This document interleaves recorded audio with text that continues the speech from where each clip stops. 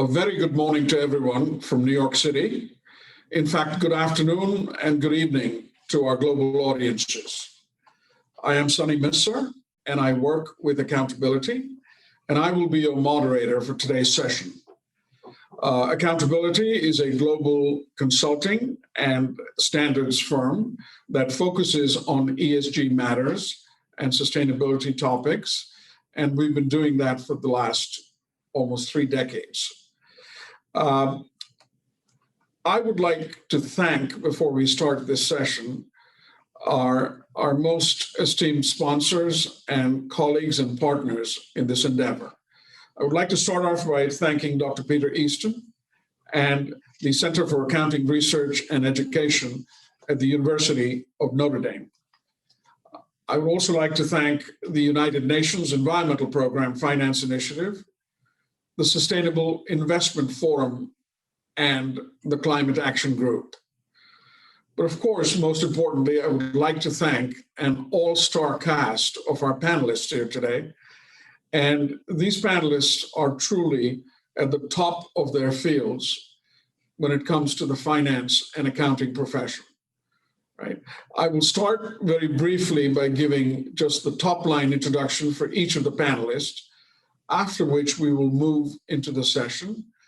And we have a very flexible format in this session because our panelists have a lot to say in terms of their life experiences, their professional experiences, and what they bring to this table. I will start in alphabetical order with Mr. Adam Barsky. Adam is the Executive Vice President and the Chief Financial Officer of the New York Power Authority. Everyone knows about the New York Power Authority. It's one of the largest power authorities in the country and the world. Next is Mr. Sanford Cockrell. And Sandy is the former global head of the CFO practice, the worldwide practice at the firm of Deloitte. And Sandy focuses on the areas of mergers and acquisitions, corporate governance, and performance improvement in advising the C-suite and boards.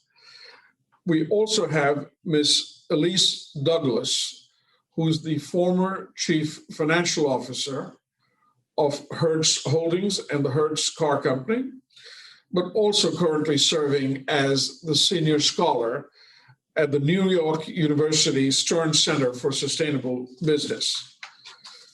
And finally, we have Mr. Robert Herz.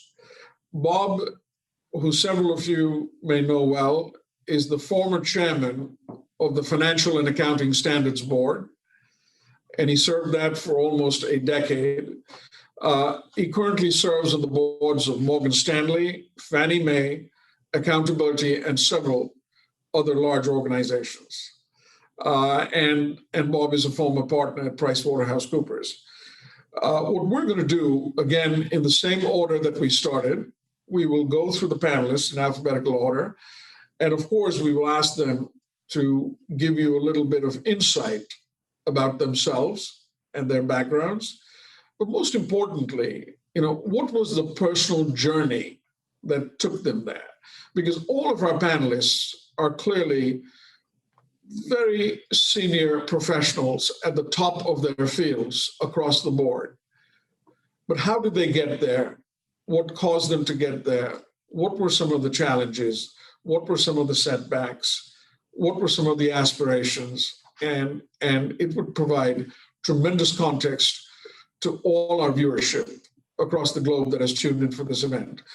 So without further ado, for a couple of minutes, if I can tune in to Adam. Adam, would you like to take a shot at that question and give us your perspective? And I do happen to have some inside information, Adam. I know a little bit about your background, and I couldn't think of a more stellar resume that combines both public and private service. But Adam, over to you. Thank you, Sonny. I've been in a chief financial officer or related role for over 35 years, actually starting with being the controller of the student government in college. So this is something I started out very early on, went into public accounting with Arthur Anderson, which no longer here, but was at the time one of the big eight, and then worked on Wall Street, doing as an analyst, and then going into the public sector, working in a number of roles in New York City government, commissioner of finance, and then did the budget director for New York City during the period of 9/11, and working through that. Later became deputy secretary to the governor for finance, housing, public authorities in New York City, and then into the private sector in the banking area during the financial crisis as a chief risk officer for a mid-sized commercial bank, starting up the whole risk management function and creating an enterprise risk management organization during the period post-financial crisis, implementation of Basel III and stress testing and capital allocations, things of that nature, and then sort of coming back into public again, first at the Port Authority and then here at NIPE as the CFO. So it's been a journey through public, private, and I've seen the whole area of finance and evolve and change over that period of time significantly. So happy to talk more in depth on the issues that we are seeing today as we go on the panel. Thank you very much. Thank you, Adam. Thank you, Adam. That is very helpful. Next up, I'll request Sandy. Sandy, would you like to step in? Sure, Sunny. Actually, pretty interesting. I was chair of the student audit board at the University of North Carolina, much like Adam, and that's where I probably got to start. Majored in accounting, and joined Deloitte in Raleigh, and was there for 4 or 5 years, and then transferred with the firm to New York. What was supposed to be a 2-year assignment, and of course, I'm stayed in New York for 37 years, and just recently retired. But most of my career with the firm as a tax partner was in our mergers and acquisitions practice. It was exciting. It was exhilarating. The opportunity to deal with really, really bright people of high integrity is something that kept me in the profession the entire time. And I think it laid the groundwork in a lot of ways for the interest that I personally have around ESG matters. I was then asked to form our CFO program at Deloitte, which is probably the best job in the firm. And over the last 10 years, I was able to work with the CFOs of many of our largest clients. And over that period of time, really got to see the way ESG has taken off, and the way it is touching not only the CFO, but the finance organization and the importance of that. So this will be a very exciting panel to bring some of those insights and points of view into. Well, thank you, Sandy. Thank you. And I know, your long service at Deloitte, because we go back a few decades, just like Bob and I, and the amount of time that you have spent investing in the next generation and building the next generation of leaders and partners, both at the firm and I dare say with your competitors as well. So thank you. Thank you for that. Next, I would like to invite Elyse. Elyse, would you care to give us some thoughts and perspectives? So thanks, Sunny. Unlike Sandy, I spent a lot of time changing jobs. So I had some guiding principles, though, that I think that helped me through that path. The 2 guiding principles were, one is that I always wanted to be challenged and continually learning. And I also wanted to add value and be recognized for it. So my early career, I started in public accounting, like many of my other panelists here. I got my MBA, and then I worked a little over a decade in financial services. And that's where I kind of built up my skill set in terms of communications, negotiations, my expertise in capital markets, and in structured financing. But what was, I think, key in my progression to the CFO role was when a client asked me to join them as assistant treasurer of Nabisco. And moving from the sell side to the buy side of the desk, I found it was a much better fit for me, because now I was actually making decisions as opposed to advising on decisions, and able to see the value that I was creating as a result of that. So then I moved my way up through the treasury ranks. I became the same person who recruited me to the assistant treasurer role, then recruited me into a treasurer's role. This was at Cody Inc. It was a private company. It was in a bit of financial distress. There really wasn't much of a treasury organization. So I really had to establish an international treasury function. At that time, Coty was way more international than it was a US company. And also it gave me the opportunity to manage a team of people. And then when I had the opportunity to look at the Hertz position, it was a lateral move, a treasurer, really fascinated by the complexities of the balance sheet. The company had just been bought by private equity. They used a lot of public high yield debt as well as asset securitized debt in terms of financing the acquisition. And I felt that that they would go public, and I really wanted to get back into a public company environment. Little did I know that that was going to happen within 6 months of me joining the company. I think the other important aspect of my role as treasurer at Hertz is as much a finance company as it is a service company. So as a treasurer, I was core to the operating team. And from the beginning, I had a seat within the senior management team as the treasurer. So working closely with all the executives, including the CEO, which when the CFO position became available, I had the necessary skills in order to step into that role, which was fantastic. And then post Hertz, I wanted to really add value, but in a more meaningful way, to really add some more societal value. So I was looking at different opportunities, and I was introduced to Tansy Whalen, who was setting up the Center for Sustainable Business at Stern at the time. And she was looking for some financial expertise. And I thought it was just a perfect fit. My background, using my finance skills, my knowledge of how corporations to really work in our corporate engagement activities and working directly with companies to help them measure the return on sustainable investment. And at the same time, I had the ability to learn. I've been able to publish some research and really kind of help to advance the center's position as a thought leader in the space and learn a lot about sustainability along the way. Elyse, if there was ever a copybook case study to show how to be CFO, maybe that should be the title of your next book.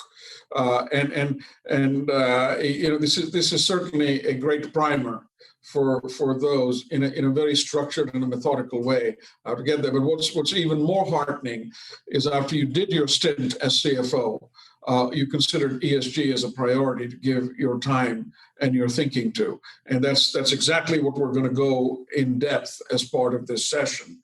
Finally, we follow up with Mr. Hertz, Bob. You've done so many things. CFO is just one of them. But Bob, it'd be great to talk about your journey. Now, I'll be quiet here because I do know a lot about it, but we'd rather hear it from you. Yeah, thanks, Sonny. Some people describe me as a Yankee gaucho limey, and I'll explain that I grew up to the age of 15 here in New Jersey, where I live now. My father got moved for work to Buenos Aires, Argentina. I was there 15 to 18, went to an Anglo-Argentine school, half day Spanish, half day English. That took me to university in England, where I met my good lady wife. I joined Price Waterhouse. From there, I became a chartered accountant, convinced my wife that the U.S. was really the land of opportunity. Transferred back here, actually changed firms to Coopers and Lybrand. Made it up the ranks to partner. I was an audit partner. I was head of the corporate finance services for a while. And then I was the senior technical partner of the firm, on accounting and auditing policy, methodology, practice quality, risk management, professional matters. That took me into the wonderful world of accounting standard setting, where I was selected as one of the original members of the International Accounting Standards Board when it was set up about 20 years ago. I was actually one of the two part-time members, the other one being Mary Barth of Stanford. And then shortly after that, I got asked to chair the FASB, as Sonny mentioned. I did that through 2010. Interesting period, obviously, right on the heels of Enron, WorldCom, right through the financial crisis. And since then, I've been doing kind of a portfolio of activities, a number of boards and advisory boards. I'm an executive in residence at Columbia Business School, where I do some lecturing. More importantly, I kind of mentor some of the MBA students on, career choices, and work with some of the accounting faculty on research. And I've gotten very involved in sustainability matters, primary focus on the reporting through the SASB, where I'm on the board there. I was involved in integrated reporting. Those two organizations recently merged to form the Value Reporting Foundation. Through my focus on reporting, I've inevitably become also very involved in the area of impact investing and a number of things. And I'm currently serving on a pretty high-level G7 task force that's looking at really ways to accelerate the mobilization of global capital towards the attainment of some of the UN's Sustainable Development Goals. Bob, if there was an impressive resume, that's one. And there's something that Bob always neglects to mention, and I keep teasing him on that. Bob is also a member of the Accounting Hall of Fame. And yes, it does exist, Bob. You're a member, and I can see several other inductees sitting here on this panel for future reference. Any comments, Bob? Only that when, I was very proud of that, but when that time I guess teenage daughter heard about it, she said, "You got to be kidding me. They have a Hall of Fame for accountants." Yeah, obviously not. No, that's so true, and it's very apt, and it's an important accreditation, folks. I almost feel intimidated when I sit with a panel like this, because the amount of work that you folks have published, written, spoken about, or lectured on is formidable. But clearly, as you see it and as we see it, we're seeing a transition in the role of the CFO. People always used to talk about the CFO traditionally being one heartbeat away from the CEO. But I think it's more than that. Besides being a natural succession in choice, we have seen the evolution of the CFO role. When you look at the last 10 or 15 years. And more important in this evolution, both from a business standpoint as well as from an ESG sustainability standpoint. In fact, there was a recent survey that was done by a large Big Four public accounting firm. And as part of that survey, it said almost 70%, 69% of CFOs constantly, regularly deal with ESG matters, ESG information, ESG disclosures and reporting. So I'd be very curious to get your perspective. Do you feel that this is a significant and a possibly irreversible movement? Is it just a passing fad? Or do you see this more as something that has evolved and is going to take a new shape and dimension in time to come? And we have pretty much opened up the floor to anyone who'd like to answer that and go back and forth on that while I take my notes. I mean, I'd be happy to start, Sunny. If you just look at what's happened in my organization over the last, I'd say, 2 years, what's happening, and we've done a corporate-wide reorganization. And if you look at what's happened in the CFO's area, enterprise risk has been merged into the CFO's area. Resilience, corporate resilience has been moved in. Corporate sustainability, it has been moved in. Corporate strategy has been moved in as well. So when you put all that together, the role of the CFO is certainly broader than just marking watermarks, and it's really more forward-looking planning, financial planning, corporate planning, strategy, branding, communication to stakeholders, investors, rating agencies, and others. So it's whether it's being in disclosure and reporting, which obviously CFO has got to be on top of any kind of disclosure and reporting, but it's also about achieving outcomes. And that's where you see how all of this fits in together, because as I would say, transparency sort of begets accountability, Accountability drives execution. Execution drives the outcomes. So when you start from that point, you really want to move the organization in a certain direction. That's how you can get there. And this whole area of ESG and integrated financial reporting is just a major step in the evolution of all of that in a way that's going to produce those outcomes. And as they used to say, if you can't measure it, you can't manage it. So it starts with the measurement, and then you can get into the management, but it's all about achieving those outcomes. This is very interesting. And it's also how you see transparency as the wellspring that drives the accountability that ultimately leads to change behavior and outcomes. It's equally, interesting to answer this question in terms of risk, resilience, sustainability, investor relations, strategy, branding, communications, and reporting and disclosure.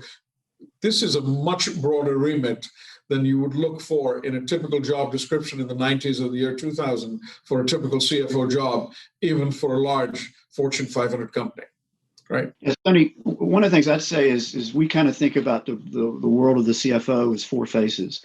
An operator, the finance organization, making sure you got the right people, processes, and technology, and a steward of internal and external financial truth. And what Adam just talked about is exactly right.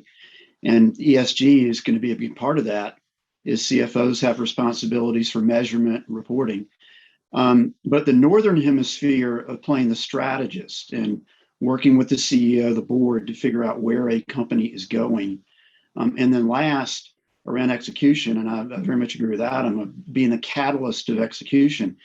And so when you think about ESG, it's two of those four boxes. It's in that steward box, where you're the teller of truth, but more importantly, in that strategist box, because that's really where the connection with ESG and driving it into culture and measurement and measuring ROI and changing the way businesses operate, that's really where the CFO can play. And what we've seen over the last, as you say, 10 years, the navigation or the migration of the CFO into that upper Northern Hemisphere, the strategist catalyst, has been dramatic. Yes, Sunny, I can't agree more with what Sandy just said. Every company is faced with ESG factors that have a material impact on their financial performance. And I think the SASB, Sustainable Accounting Standards Board, has done a good job of really laying out those issues that are material for 77 different industries and 11 different sectors. So how a company, and those issues really create risks and opportunities for companies that, and how the company addresses them drives financial performance, that drives corporate valuation. But we find today that a lot of CFOs are not looking at the return on those sustainable investments for a number of reasons. One, sustainability sometimes is outside the accounting world. Their budgeting is not in the normal capital budgeting process. The reporting is done through non-financial reports like their CSR reports, corporate social responsibility reports, that are not under the purview of the CFO. And on top of that, measuring the returns on sustainable investment is a challenge. And it's a challenge for a number of reasons. For one reason, the data is not always available. So data availability is a challenge. A lot of the benefits associated with sustainable strategies are intangible, or they're risk mitigation strategies that are difficult to measure. And a lot of times the benefits of a strategy actually accrue in a department that's not responsible for the execution of the strategy. So lots of reasons why companies don't do it. But there's a lot of frameworks out there for companies to get started. And we at the center, we have one that we call ROSI. It's the Return on Sustainable Investment, disciplined approach that really looks at sustainable strategies and looks at the benefits through 9 different corporate dimensions. How does it impact customer loyalty? How does it impact operating efficiency? How does it impact innovation, stakeholder engagement, including employees and suppliers? So it's a holistic approach. And once we've identified benefits, then we come up with a monetization method. And one of the things I want to point out here, because we do have an academic audience, is that very often the challenges in not having data availability we can substitute with solid research. So, for instance, we know that high sustainability performing companies have lower turnover and higher productivity, and that's measured in academic research, and we can use that as data to help quantify those benefits. We also, there's recent research that shows the exact reduction in carbon emissions or greenhouse gas emissions associated with sustainable palm versus conventional palm oil. And even in our own research, we have a sustainable market index where we've looked at actual purchase data to show that products that are marketed sustainably have higher growth rates and higher price premiums. So if companies don't take the effort to really measure the return on sustainable investment, then they're likely not allocating capital appropriately, which is a CFO function, or they're missing opportunities in general. And on the investor side, they're not making informed investment decisions without having that information. So people really do need to take the effort to measure the returns on their sustainable strategies. Yeah, I think you make a couple of very strong points, Elyse, because the ability to measurement, and you posed it as a challenge, right?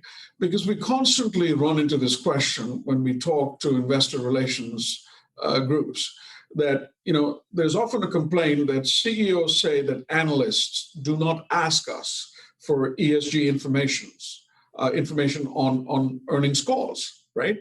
And the analysts say that if the CEOs are not providing this information, it mustn't be material enough. If they're not providing this ESG information, it mustn't be material enough to the workings of the company. The challenge being measurement, and your point about research and measurement, which sort of leads me to my next point, that it is very critical that there is an articulation of the cause and the effect and the resulting impact or outcome towards ESG initiatives. And a simple example like you just gave about people and attrition, right? I think we can get real numbers when we look at if you're putting in place programs to prevent attrition, retention rate itself or hiring of new people could be a metric that serves as a potential improvement that can be translated to cost. Or, for example, if you look at climate resilient supply chains, given just current incidents that we've seen around the world, and then you look at a reduction in supply chain disruptions and see what is the revenue realized as a result of those disruptions, right? And I can go through, even if you, for example, if you're a large oil and gas company, if you have really improved your manufacturing process and efficiencies to reduce carbon emissions, there is a cost impact associated with that. I guess the next question that we're going to come up to this group, having provided this context, both as a teller of truth and as a strategist, how do you personally feel is the best way, in a broad sense, to communicate data to your internal, but mainly external stakeholders, information regarding ESG matters that can significantly impact both the valuation, the future, and the performance of the company? I know it's a broad question, and we don't need to get very, very specific if you don't want to, but how do you best convey that? You're looking at credit agencies, for example. 95% of credit agencies or rating agencies will take ESG data into consideration, right? So how does one work that divide, and as a CFO, start changing the narrative on those calls? Do you do it once a quarter? Do you do it 4 times a quarter? Do you allocate some time? What sort of information? How do you wish to tell this story? And anyone can take this question up. Hey, Sonny, maybe I'll just kind of give a perspective as a member of number of boards and audit committee chair of 2 very major financial institutions and working with some companies on this. First of all, a lot of companies are at different stages of this whole journey.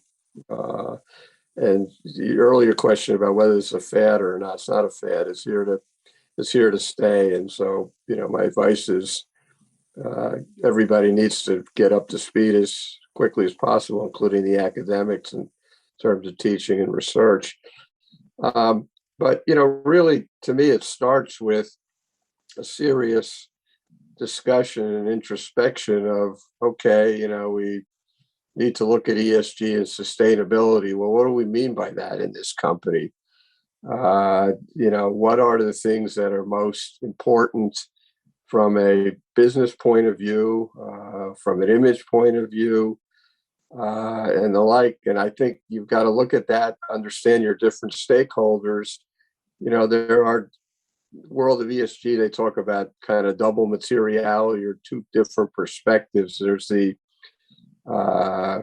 outside in perspective, which of the panoply of ESG issues have the most impact on our business, our real business issues, and can impact most directly our financial performance and financial returns. And as Elyse said, and I thank her for that, I think the SASB has done a really good job, because those tend to vary on an industry or business model basis. They give companies a good starting point, at least for that part of it. But then there's also, you're so inclined, and I think society, stakeholders are more and more demanding this, is kind of the inside out view. In other words, how are we impacting on environment, on social issues, and the like? And which ones do we really want to, you know, take a stand on and play? And once you've identified both the inside out and the outside in issues, you get to the, okay, do we need to set some targets, and where are we now? And that gets all to the measurement issue, and to the data collection systems, which, you know, usually the controller, who's underneath the controller's organization, that's underneath the CFO, you know, they're the experts on data collection and controls and the like. You know, I call it financial world, we call it internal controls or financial reporting. I'll use the term internal controls over sustainability reporting. It's got to have the same kind of controls and rigor around it and discipline. And then you decide, to point of your question now, on your reporting modes. And how do you best communicate that, whether it's through separate sustainability report and different filings on earnings calls, and none of these are mutually exclusive.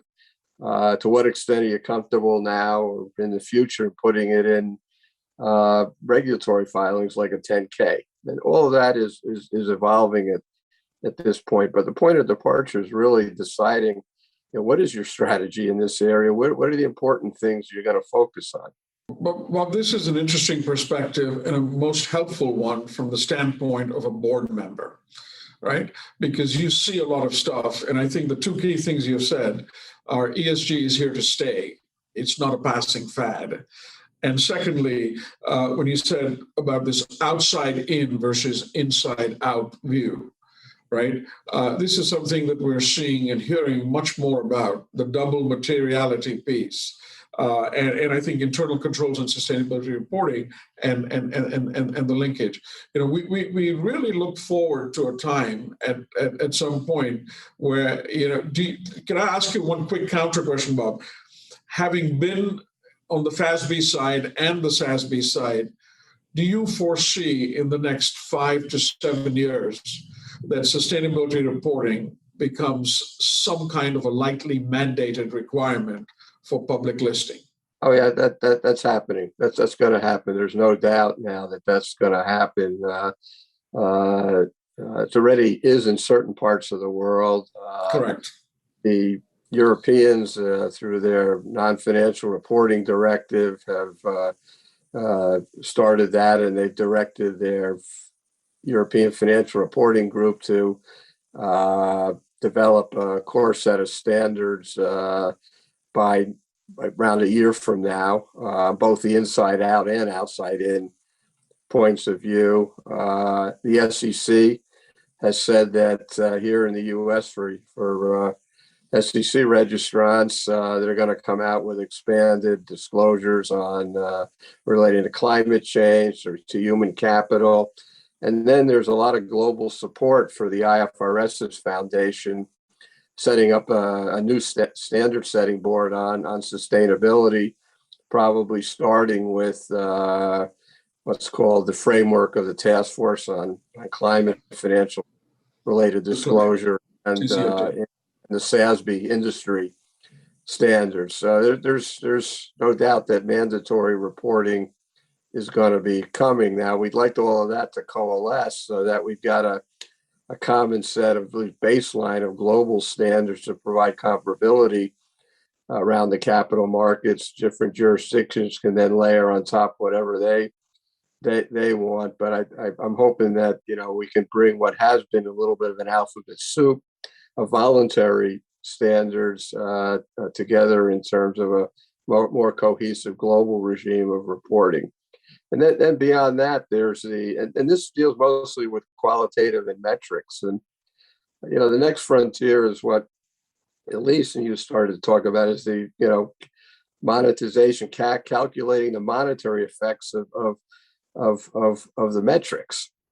Companies, as Elyse said, already doing that internally to make investment decisions internally and that. But the question is externally, should that also be reported? And there's various groups, again, voluntary efforts, one at Harvard Business School called Impact Weighted Accounts, one called the Value Balancing Alliance, that are working on those kind of things as well. And also better just integrating financial reporting and this kind of reporting, because as panelists said, one is very interrelated with the other. A lot of these things we're talking about are drivers of financial performance. And Sunny, if I can just comment on what you mentioned in terms of not, CFOs not getting questions on their conference calls, right? E&Y did a survey in 2020 of investment managers, and 72% responded that they are now using non-financial ESG data in their investment decisions. Excellent. And that's really all they have. And that's up from 32% just 2 years prior. So investors are focusing on it. The reality is the data, the disclosures aren't really all that meaningful to be able to translate that non-financial data into the financial valuations. So it is coming. It is coming. And you're seeing, almost over doubling. Sorry, please. Yeah, I would say also, I think from just watching this evolve over the last few years, in the accounting profession, it's sort of had the evolution of looking at long-term liabilities, where first the focus was on pension liability, which was never really captured. Then it became OPEB liability. Well, climate risk is now sort of that next generation of that has to be captured and looked at through the same way. And that's going to be that evolution. But I would say that for me, the tipping point in a lot of this was when I think it was Larry Fink came out from BlackRock. That's and he right. said, we're not looking only at just the financial metrics in terms of creating shareholder value. We're looking beyond that, and that they would make that a differentiator in their investment decisions. And the other piece that's driving things, from my standpoint, yes, it's definitely my investors, which are bond investors, and they're really, my link to them is going to be through the rating agencies. But on my own investment portfolio side, I manage a OPEB trust. What I've seen is the evolution of the proxy agents take this on. We talk about things coming down from the board. Well, it's the proxy agents, it's the ISS or Glass Lewis that are putting a mark out there to say, hey, board member, if you're not pushing your organization to do this, then we're not going to vote for you. So, it's just not, when you say it's voluntary, there are these pressures coming out. And always, whether it be in the lending institutions with banking, but particularly with credit rating agencies, there's always been those financial metrics. And then there was a qualitative review, which is the quality of management, right? So ESG really embodies that issue of quality of management, because again, it's like, if you look at what companies are doing in this area and how they're putting a priority, how well they're putting this out, that says a lot to other people on the outside as to that quality of management. And again, all these are differentiators in terms of why does somebody buy the stock of this company versus the other one, or wants to invest in these bonds, because people are making long-term decisions, and this is going to be the way that they're going to help them inform those decisions. So it's critically important. It's unavoidable.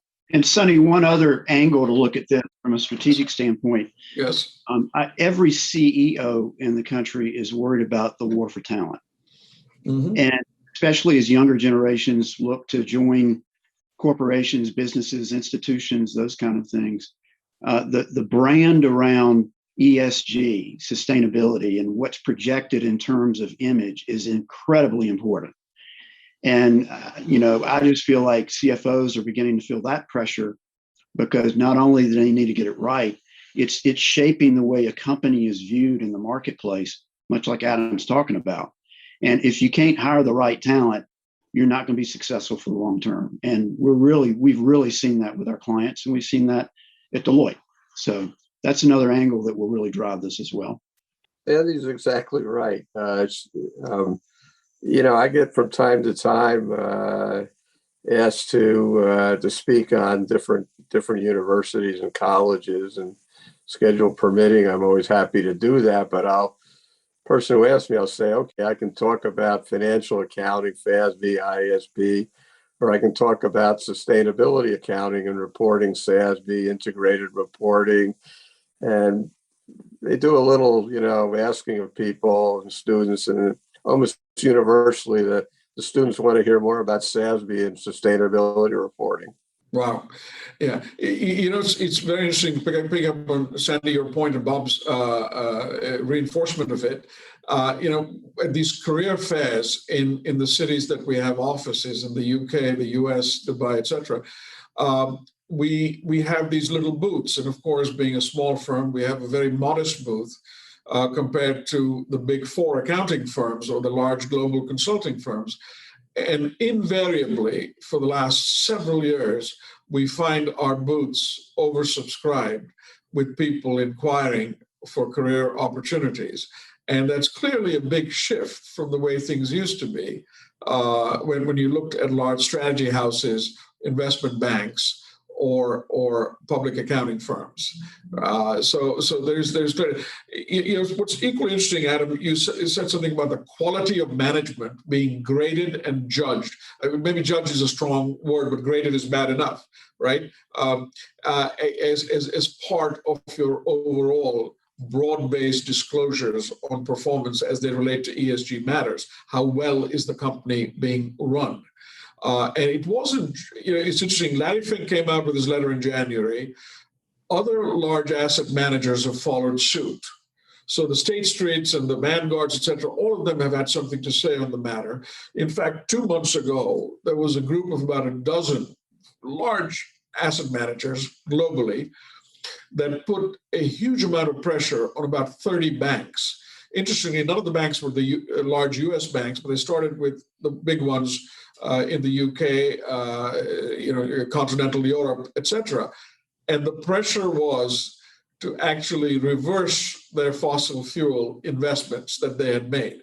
Now, clearly that's not going to happen, but at least the pressure has started towards decarbonizing or putting pressure on large banks through asset managers to go towards a more cleaner and a greener option.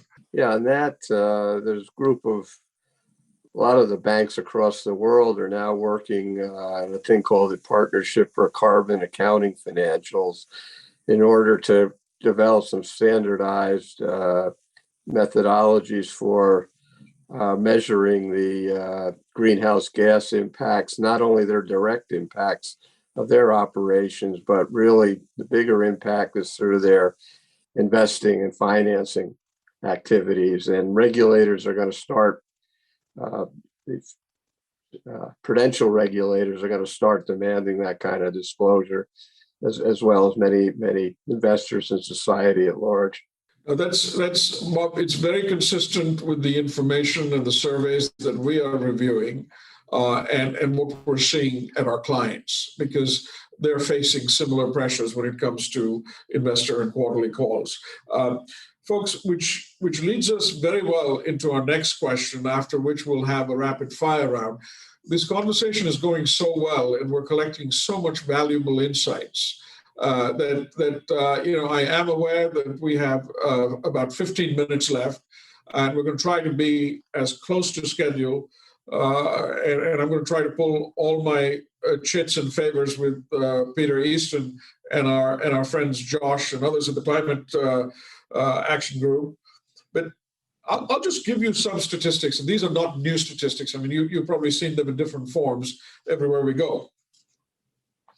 96% of Fortune Global 250, the Fortune Global 250 cut of companies issued sustainability or ESG reports in the year 2020, right? And Bob, some of this is also, Sandy, from the AICPA recent release. 95% of the global credit rating agencies have taken ESG data and information seriously into consideration based on 2019 reviews and surveys. And 33% of country governments and stock exchanges, almost a third, have either encouraged or mandated some level of ESG reporting, right? And you can start the early days from South Africa with Joburg and Mervyn King to others. But if you look at this evolution, it would be very helpful to get your views as CFOs, regulators, board members, researchers. What do you foresee as the future of financial reporting and disclosures as it pertains to ESG? Are you seeing all of this being combined into one? Are you seeing two separate disclosures? Are you seeing a staggered form? Are you seeing it in the next 3 to 5 years? I mean, what do you see in your crystal ball? Because a lot of people want to know, and a lot of people care, because your perspective is in some ways more important than just a policymaker, because it shapes what policymakers do based on what you guys experience and project. And this can go in any particular order, ladies and gentlemen, however you want to answer it. But we felt that this was an important question to ask you guys. Well, I can start, Sunny, by I'm not the expert. I think my fellow panelists are probably more experts on the evolution of the integrated reporting. But I do see a lot of trends that are going to result in more quality disclosures. And there's going to be pressure on companies to produce that. I think Bob mentioned a few, the reporting directives out of the EU, the SEC's focus on, eliminating greenwashing that happens in a lot of disclosures. So I think it's important for CFOs in particular to really understand what disclosures are out there, to really understand what's the meat behind it, to make sure those disclosures are meaningful, and then figure out a way how they can craft that discussion with their stakeholders. It can be as easy as having the CEO, when he opens up the quarterly call, make some comment about their sustainability strategies.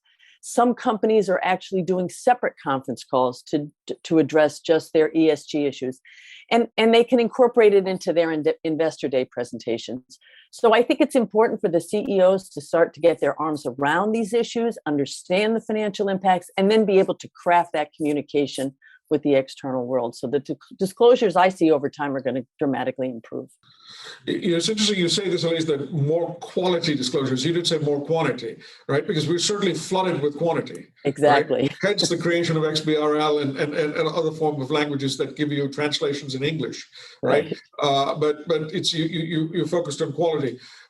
Folks, Sandy, Adam, Bob? Yeah, I would just jump in on just saying that sort of, there's a lot from whether it be in the legal departments and or the financial departments, always a lot of hesitancy around disclosing something that, they otherwise wouldn't have to. Or if somebody's putting a gun to my head saying I have to do it, why do it? Because it could only lead to more questions, more problems, and things of that nature. But I think that's going to change. I mean, it's a classic example about, you see every day that an announcement that some company has settled a major litigation or lawsuit for a large sum and the stock goes up. Why is that? Because the known is better than the unknown. And if you're not capturing that known, you're going to be feeding into the unknown, and it's going to cost you more in terms of how people are judging and or valuing your company. So that whole mindset has to now change and get with, putting the known out there and having it being able to be measured down and showing progress over time is going to give people a lot of confidence in where the company is going. From our standpoint, we've made a commitment to do integrated financial reporting in 2023, which means, we have to figure out what it is that we're doing between now and the end of the year so we can capture the data in 22 to have it audited and third-party validated as part of our annual audit.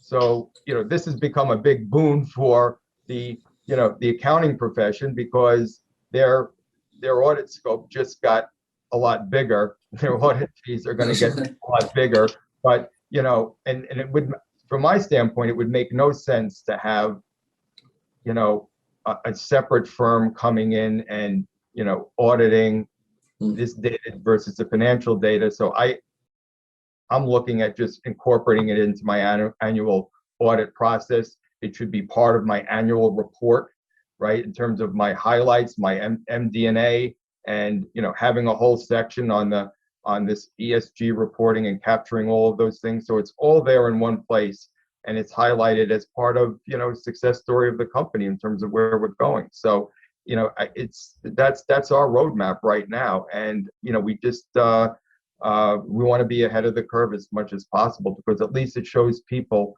what our intentions are, what we want to be, what we aspire to be. It's going to take a while to get it exactly right, but to the point that everybody was saying about either retaining or attracting talent, or how people are looking at you from the outside and the inside, it's going to give people a better feeling about our mission, our corporate values. And we just came out with a 10-year strategy plan where we reaffirmed our corporate values as an entity. And this is first and foremost one of those pillars that, it's the how to the what we do, right? It's a fundamental foundational pillar as to how our corporate values are established. So it's key to everything. So it's, that's where I see it following that trend over time with other companies as well. Yeah, I'd say bravo to Adam and to New York Power, because I think what Adam just laid out is kind of the ultimate destination that a lot of people would like to, including investors, would like to see this headed toward, would be a world where we have sustainability reporting that's as high quality, relevant, and comparable as we're used to in financial reporting, and trustworthy, and then the explanation of how all of these things interrelate in an integrated way. I think that's kind of where we're trying to head to, but I think, make no mistake of it, with lots of different parties involved, vested interests, and politicians in different parts of the world, the road could be a little bumpy to get there. But I commend companies like New York Power for trying to, Adam said, try to get ahead of this curve, because I think that's truly what investors are looking for. It's interesting. I echo that, Bob, because I almost feel like Oprah. He first said it here on this show. And actually, to be honest, the CEO, Gil, has made several comments about it, and you published it in your report as well, your current report, the intention to go integrated reporting by 2023. And it's also a big standard setter, because the amount of leadership pressure it'll create on the rest of the field is quite significant. So, Sandy, I was just wondering if you had some thoughts, perspectives, given your broad lens. Yeah, I think there's no question we're headed to integrated reporting. But let me start at the other end. Elyse has actually written about this. I think it's really it's a cultural journey. And it's really embedding the gathering of the appropriate information as part of the financial gathering process. You know, they shouldn't be separate. And when you're pulling data together and things like that, I think getting to the point where even down to the level of, you know, what sits in general ledgers and what sits in accounts, when you have a view that it needs to be looked at and it needs to be expanded maybe to capture the data that eventually you would report on, I think that's really when you'll see the richness and the quality of the data that will be very important. And that will be a journey to get there.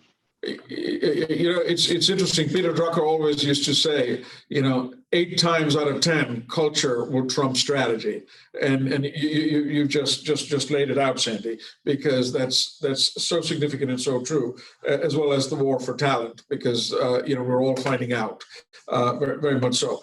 Ladies and gentlemen, we have done actually amazingly well in terms of time. I mean, I have got some really powerful nuggets, and I, rather than just reiterating them all for you, right down from, you know, 4 faces of the CFO to the quality of management, to more quality disclosures, as well as some, I guess, vaccine hesitancy is not the only hesitancy. There's legal hesitancy, Adam, and the known is better than the unknown. And you know, clearly, as part of both a cultural and a longer-term journey of transformation, you know, things are here to stay. There is a certain sense of urgency, and clearly the sense of urgency is pertaining to an idea whose time has come. Ladies and gentlemen, for this next part of the presentation / discussion, we have tried to end on a high note, so there's no preparation required. These questions were not circulated with you earlier, but I'm just going to go in random order of all of you. The questions should take basically 10 seconds to respond to, but I will start with Elyse and say, Elyse, you know, all of you are wonderfully rounded professionals. So if you were to look back on your entire lifetime and name one song that was your all-time favorite, which one would it be, Elyse? Come on, 10 seconds up. Oh my gosh, my favorite song. Well, one is time. Hotel California, but I don't know if that has anything to do with my career choices. Well, you can certainly never leave the finance function. You can check out anytime you like. Next is Adam. Adam, your favorite song of all time, my friend. I have to be honest. It sounds obvious. It's a Temptation song, just my imagination. All right. Whatever reason, I always thought it was just a flawless song, done to perfection, and it just it captured, you know, a certain a feeling that, you know, couldn't be replicated. So yeah, it resonates. That's wonderful. That's wonderful. Sandy. It's a Loggins and Seaman song, Vahavala, which is about a magical place that you would sail to. Oh, that's amazing. That's wonderful. And Brother Bob. The Streets of London by Ralph McTell. One of my first dates with my wife, Louise, we went to a Ralph McTell concert, and that's kind of our song. Oh, that's sweet. That's really sweet, Bob, because, you know, it's interesting. We went through a panel of 4 extremely well-respected and highly regarded leaders with great intellect and wonderful achievements, and none of you said "My Way," thankfully, by Sinatra. So clearly there's hope for CFOs, guys. I mean, this is the new brand of leadership. And I'm going to end this discussion in reverse alphabetical order and just ask you another simple question. And we'll start with Bob Herz, going backwards. Bob, if you were to describe 3 words for the future of ESG, if I were to put them in Google search, how would you describe them as the future looks like? It's so bright, I got to put my shades on. Yeah, that's more than 3 words, Bob, but it will suffice. I will move next to Elyse. 3 words to describe the future of ESG / sustainability. So I think this is really more toward the work that the CFO is going to embark on, and that's the devil's in the details, right? That's right. That's right. The devil's in the details. Well said. Moving on to Sandy. Sandy, your 1 sentence or 2-3 words about what you see the future of sustainability and ESG. Exciting mandate. Exciting mandate. I love the mandate part. And finally, Adam Barsky. Yeah, I would say that the definition of luck is when preparation meets opportunity. And people will be very lucky to have incorporated this into their corporate values. We look forward to seeing all of you and our viewership at New York Climate Week. And according to Peter, it does look like the enrollment and registration has been very vigorous and robust. So please continue to register, please continue to like and subscribe, and we look forward to seeing you soon. Until then, please be safe and Godspeed.